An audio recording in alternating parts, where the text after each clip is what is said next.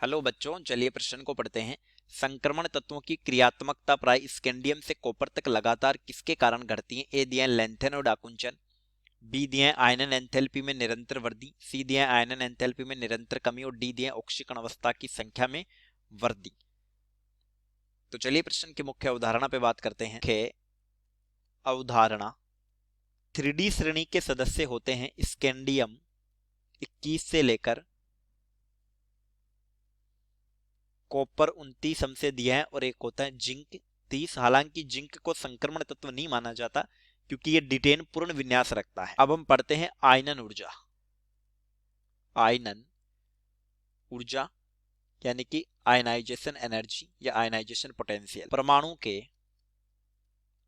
परमाणु के बाह्यतम कोश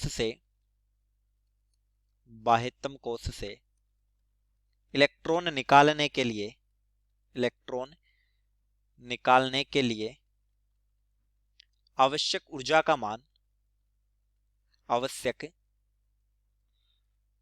का मान आयनन ऊर्जा कहलाता है। यानी ये जो डेल एच आई पी है आयनाइजेशन पोटेंशियल, ये पॉजिटिव मान होगा, ऊष्मा शोषी होगा। तो ये कोई ए गैस है, गैसीय अवस्था में ही हम इलेक्ट्रॉन निकालते हैं और ये बदल जाता है ए गैस प्लस 1 इलेक्ट्रॉन। तो यहां जो ऊर्जा हम देंगे वो होगी आईपी। अब जब स्कैंडियम से कॉपर तक चलते हैं, यानी चौथा आवर्त है, तो इसमें बाएं से दायां जाया जाता है, तो जेड बढ़ता है, यानी कि परमाणु क्रमांक बढ़ता है और परमाणु क्रमांक बढ़ने के साथ साथ जेड इफेक्टिव बढ़ता है। और जेड इफेक्टिव जब बढ़ता है तो साइज आकार घटता है। देखिए जेड इफेक्टिव का मतलब है जेड इफेक्टिव प्रभावी नाभिकीय